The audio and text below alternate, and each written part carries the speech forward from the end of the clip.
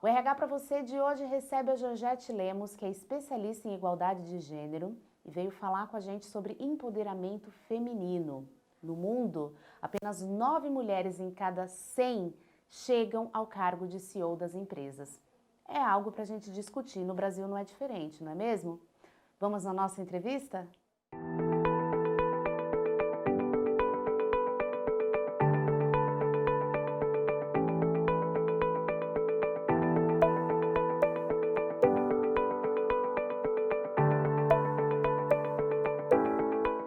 Georgette, muito obrigada por aceitar vir aqui, participar com a gente e falar desse tema que é tão importante sobre empoderamento feminino. Você já é uma pessoa que a gente acompanha, né? Tem um relacionamento de longas datas e eu quero conhecer um pouquinho e mostrar para o nosso espectador essa sua trajetória, né? Que fala muito sobre igualdade de gênero, colocar as mulheres também como protagonista dentro das empresas. Obrigada, viu? Eu agradeço porque a nossa convivência já acumula até algumas décadas, né? Então, tanto vocês aqui quanto eu, nós conseguimos ver a evolução da mulher no ambiente de trabalho. Se eu considerar a minha experiência, aqui em São Paulo, na década de 80, era muito difícil ainda você ter colegas do sexo feminino em cargo de gestão. Quando eu vim trabalhar aqui, eu vim para trabalhar como coordenadora da área corporativa de serviço social e benefícios dentro de uma organização. E eu ainda lembro da estranheza natural com que as pessoas me olhavam. Sim. Primeiro que Georgette é a senhora, eh, havia uma certa curiosidade e espanto por ser mulher e negra. Então, hoje, essa questão já está menos, vamos dizer assim, ela já é mais palatável, mas ainda não temos, estamos longe da paridade. E os anos já se passaram tantos anos e ainda assim enxerga-se que ainda há um caminho longo a percorrer, né? Como que é esse empoderamento? Qual que é o cenário que a gente tem hoje quando se fala em igualdade de gênero? As empresas, elas ainda estão muito lentas. Se nós verificarmos a política de planejamento de pessoal das empresas, aí eu falo das empresas, inclusive, das de grande porte, a quantificação de talentos femininos e masculinos, ainda essa quantificação ela não é igualitária. Então, o número de pessoas na entrada tem sido o item crucial para dificultar a evolução da mulher na estrutura organizacional. Tá. Tudo começa quando, na hora da contratação, você pode ter 10 talentos iguais em competência, mas preferencialmente ainda hão de entrar aqueles homens e brancos. E as mulheres muitas vezes ficam preteridas. Então, se a mulher tem essa chave de entrada fechada, se é difícil essa entrada, consequentemente ela vai ter dificuldade depois em toda a sua trajetória de carreira. Se ela já entra quantitativamente em defasagem com relação aos homens, então a entrada entram 50 homens e, vamos supor, 20 mulheres.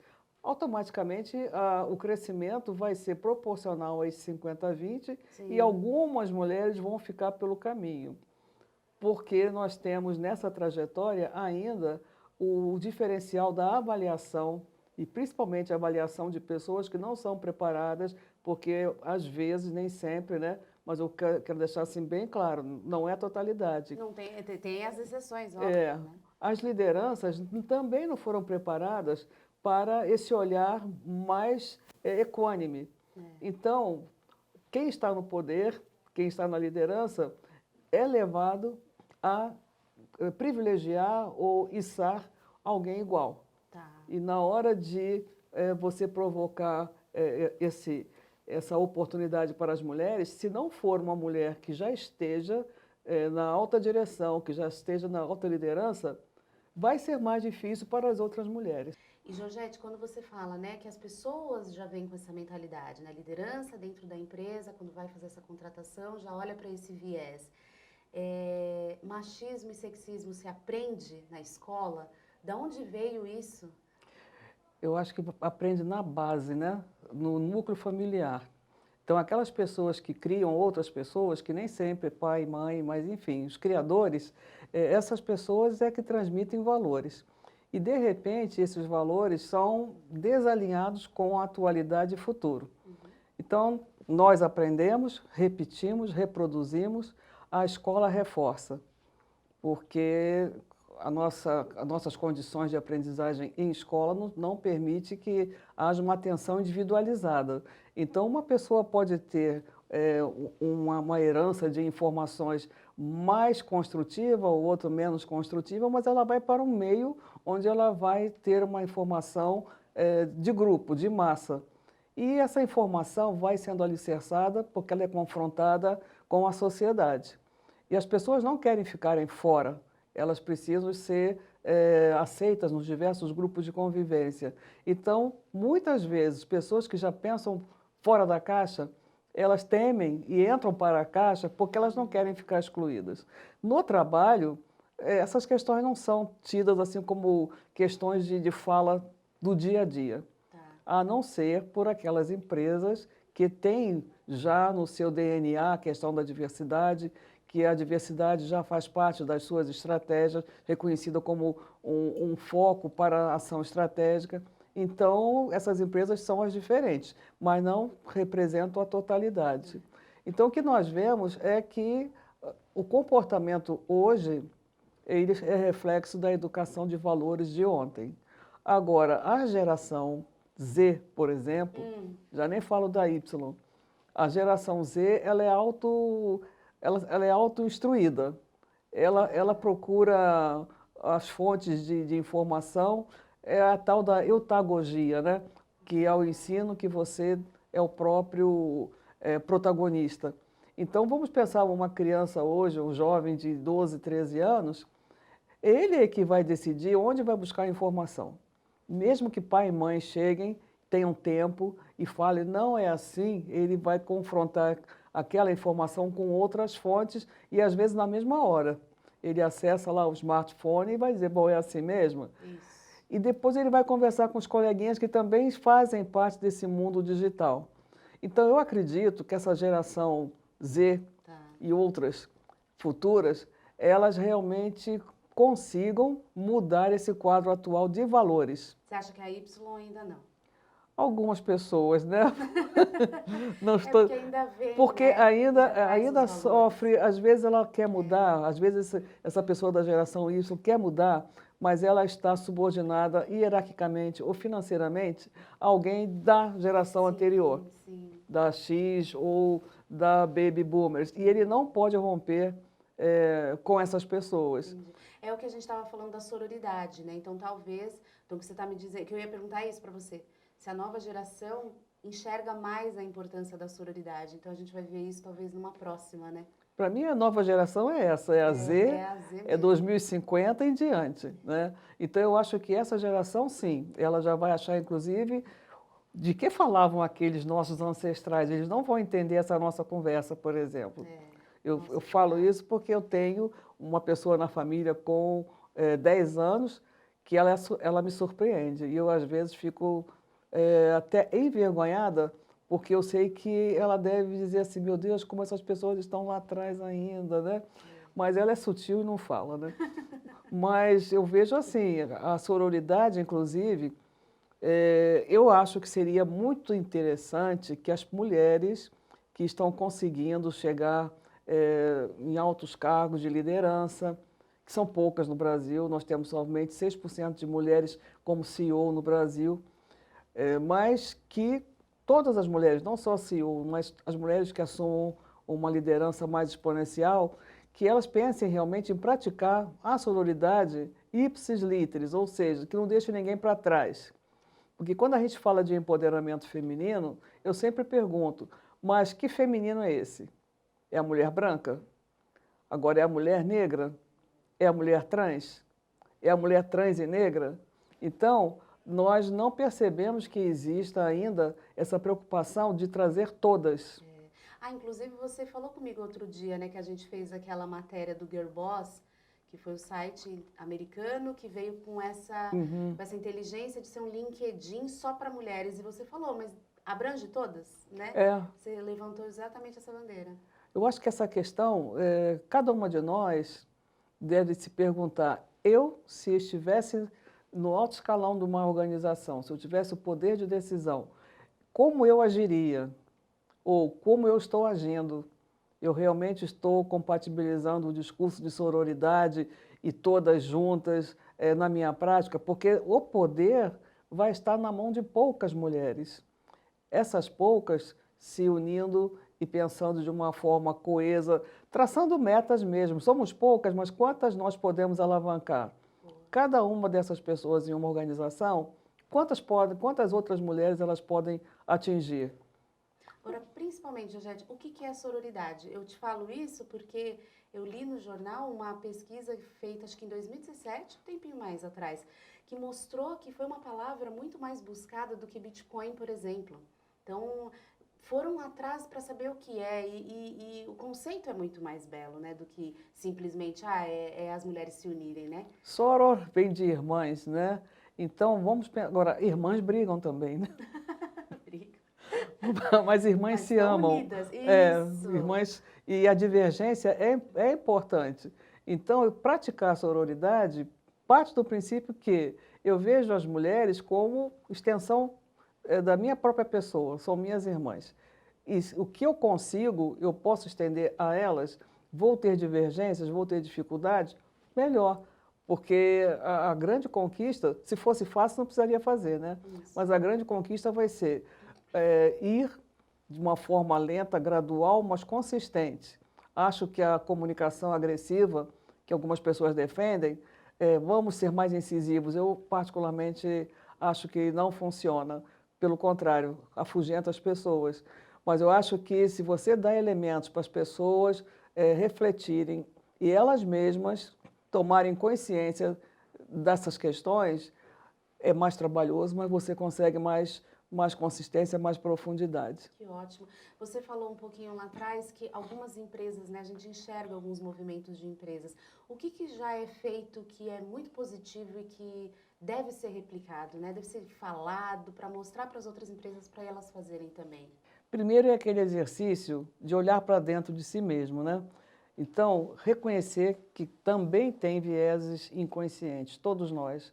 E a organização tem os seus vieses inconscientes como um conjunto dessa cultura de diversos indivíduos e que acaba sendo um pano de fundo para o comportamento na organização. Então, reconhecer esses vieses, trabalhar esses vieses, identificar em que etapas do processo de transição processo de carreira das pessoas, esses vieses estão sendo impactantes.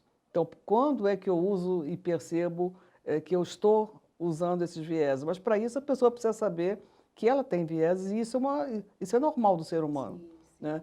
Então, identificar esses vieses, os pontos que eles impactam e traçar um plano de ação. Eu quero, eu posso, eu devo. Né? Então, começar a buscar alternativas para tratar esses vieses inconscientes, remodelar e realinhar esses vieses. Né? Então, isso é importante, principalmente nas lideranças. Sim. Isso não é papel só de RH, né? As empresas, muito que eu converso, que têm os seus grupos de igualdade de gênero, transgênero e tudo mais, diversidade, eles falam, não é papel apenas do RH, são todos juntos, né? E juntando muitas áreas de negócios dentro da empresa. É por aí, né? Com certeza. Todos, mas como cabe ao RH alavancar determinados processos de gestão de pessoas, então desenvolvimento e treinamento é com o RH. Tá bom. Então o RH acaba tendo essa felicidade de alertar a empresa, olha empresa, vamos começar a falar sobre vieses inconscientes, porque isso é normal. E essa normalidade, ela tem que ser sustentada por algumas observações. Primeiro, não há culpado. Não existe culpa. Depois, se não há culpa, existe responsabilidade. Então, se eu não sou culpado por essa situação, porque nós temos uma informação que ela é transmitida geração por geração e acaba sendo cristalizada, então não há culpado, existe sim a responsabilidade e eu devo ser preparado para saber ser empático. Eu acho que a questão da empatia ela é fundamental e é uma outra possibilidade que pode ser desenvolvida dentro do planejamento de desenvolvimento de pessoal. Então, como ser empático verdadeiramente? Porque as empresas, muitas vezes, elas têm ações de treinamento, mudam comportamento, mas a atitude continua lá enraizada e imutável. Então, eu acho que, às vezes, as organizações, elas despendem muitos recursos, mas são recursos que são para dar o verniz na superfície. Então, engana-se. Agora, lá dentro, as atitudes continuam as mesmas. É para fazer terapia na empresa? Não, não é isso. Mas as pessoas têm que ter o seu tempo, cada caso é um caso, porque somos indivíduos. Aí, essa que é a riqueza da diversidade, a individualidade. Nós somos indivíduos, temos nossas características e cada um tem o seu tempo de mudança e a possibilidade de entendimento é diversa também. O importante é querer também, né, Georgette? Porque precisa ir atrás, precisa se revisitar, né? Estudar sempre, né? E o exemplo, vindo de cima, é fundamental. As pessoas têm que perceber que existe coerência entre discurso e prática. Com certeza. E, Georgette, e você, para você particularmente, lidar com esse tema durante todos esses anos, como que vem sendo a expectativa versus realidade? Como que tem sido esse trabalho, essa jornada para você? Eu, às vezes, me sinto um pouco fora de mim. Eu fico observando muito o todo e, às vezes, a Georgette passa pelas situações sem prestar atenção ao comportamento que está sendo dirigido a ela e às atitudes que estão sendo dirigidas a ela especificamente. Eu, eu gosto de pensar nas metas que eu tenho que cumprir para a minha vida pessoal e profissional. Então, eu quero defender determinados temas, eu quero chegar em determinados lugares. Então, eu sempre procurei não sair predisposta ou preparada pensando no pior. Eu saio de uma maneira otimista. Eu vou conseguir, porque eu vou fazer o melhor que couber a mim. Agora, a outra parte vai fazer o melhor que couber a ela se eu também der chance. Eu não posso criar um ambiente em que as pessoas se sintam podadas a se relacionar comigo. Porque eu sei que a minha imagem, Georgette, gera nas pessoas N reações. Pessoas me veem da forma como elas querem ver, então elas falam, mas você não parece ser negra, você não é assim, você não... Então, isso para mim já é um sinal. Então, incomodaria a ela se ela não conseguisse me embranquecer. Então, ela me transmuta para uma forma que ela consegue conviver. Então, isso já é um diagnóstico para mim. Então, naquele ambiente, eu já vi que eu vou ter dificuldade, sim, mas as pessoas já estão preparadas para a dificuldade, elas estão armadas para a dificuldade. Então, elas precisam de informação e convivência.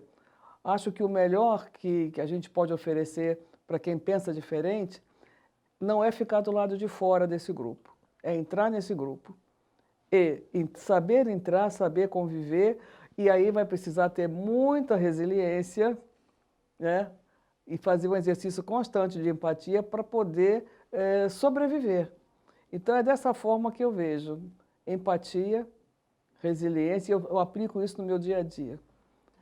Agora, essa resiliência tem um limite, para não virar subserviência. Eu ia falar justamente isso. E não virar frustração também, né? Tudo tem limite. É como se você estivesse estabelecendo um plano de vida diário.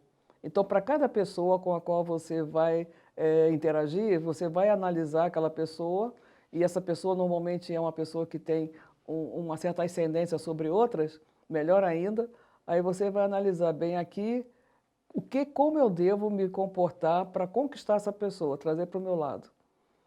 Tenho tempo para isso? Você vai dar um tempo. Agora, se esse tempo for se esvaindo e você não conseguir, também não vai se desgastar. Sai para uma outra conquista. Autoconhecimento é muito importante nessa jornada, né, Georgette? Autoestima, autoconhecimento. E aí a questão da autoestima depende muito de como você foi preparado desde a sua primeira infância. Hoje a gente tem uma preocupação muito grande com as crianças até 6 anos, porque é a fase em que tudo se constrói e você depois vai ter consequências desses valores que ficaram lá consolidados nessa etapa. Crianças que não são sentidas como queridas, como que se sentem indesejáveis, essas crianças vão ter depois, mais tarde, dores sociais, que são pessoas que vão eternamente perceber que elas são a exceção, elas são diferentes. Então, na diversidade não existe diferença, existe característica. Então, toda pessoa tem características próprias e não marcas como você é diferente porque você tem A, B, C, D característica. Agora, isso tem que ser levantado e tem que ser enaltecido dentro de casa, depois na escola e aí assim por nas diante. empresas? Hã? E aí nas empresas, né? E nas empresas. Muito bom. Georgette, eu amo esse assunto e convido você a vir aqui falar com a gente muito mais vezes. E parabéns por toda a sua trajetória, eu que acompanho já há um tempo. Parabéns de verdade, muito obrigada por estar aqui com a gente. Eu que agradeço e um abraço e prosperidade para todos vocês. Obrigada.